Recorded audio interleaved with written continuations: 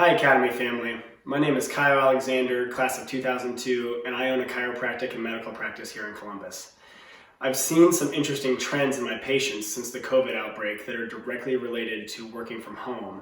So I wanted to take some time today to talk to everybody about how we can set up our at-home workspaces with as little risk of injury as possible. Since many of us will be working from home, at least for a while, if not permanently, this is a pretty important matter. We're going to focus on neck and back ergonomics primarily, but also talk about some shoulder, elbow, and wrist considerations. Generally, patients tell me they're working in one of 4 locations in their houses, either at a counter, at a table, on a couch, or in their bed.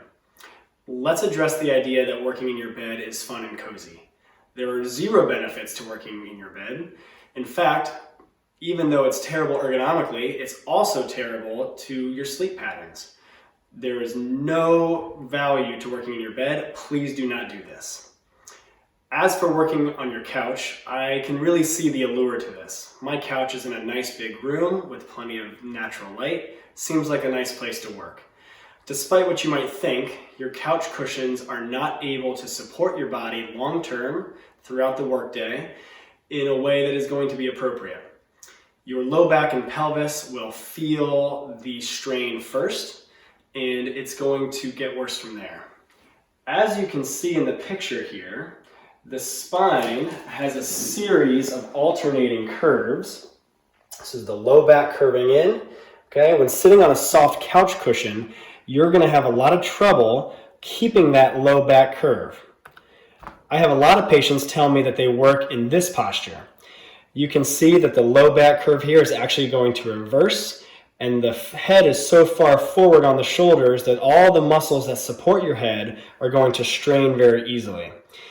If you're going to work on a couch, please do not do so for more than 15 or 20 minutes. Even if you think you're sitting in good posture on the couch, chances are you are not.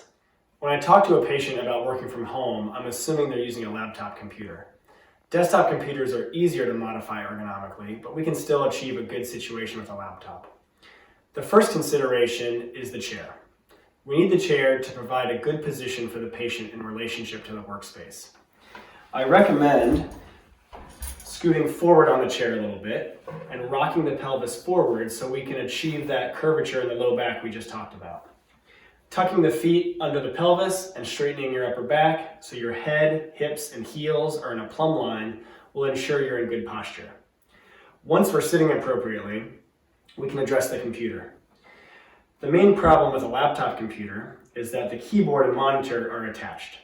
This provides a situation where the keyboard is too high and the monitor is too low, and what I see most often is this kind of forward hunching posture. Again, I see headaches, neck pain, upper back pain every day because of this. The easiest way to change this situation is with a wireless keyboard and mouse. So once you have a wireless keyboard and mouse, we can talk about monitor height. You can buy a very nice computer stand online, or you can get a very cheap computer stand like this one, or just use some old textbooks you have lying around. But when you're sitting in good posture, we want to have our eye level directly in the top 1/3 of the monitor. We also would like to see the monitor about an arm's length away from the body.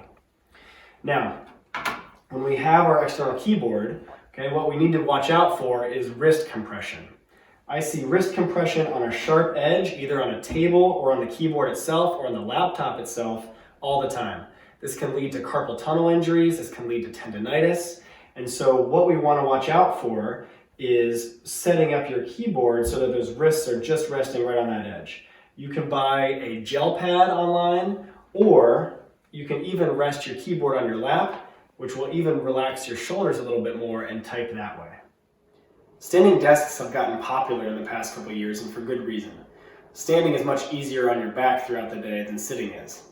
It is important though to make sure you're standing on a nice soft environment, and if you have wood floors like we do in our kitchen, then you're going to have to modify.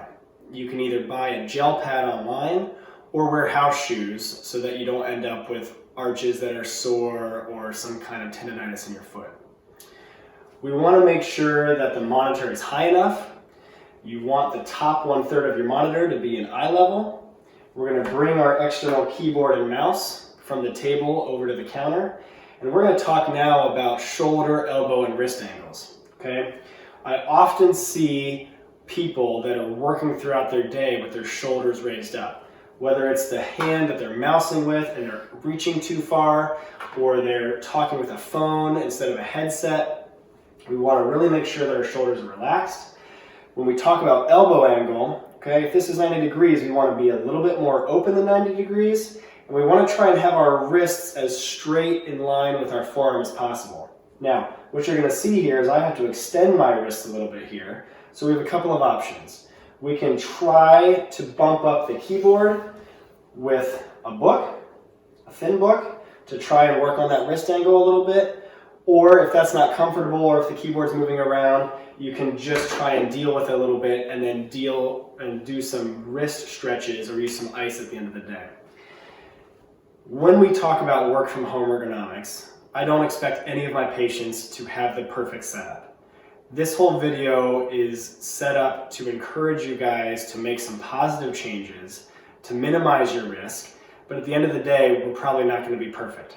So take these tips, try to use them in your own homes, in your own lives, and if you run into situations where you're either uncomfortable, you can use ice, you can talk to a doctor, you can give me a call, or shoot me an email, and I'll be happy to help you.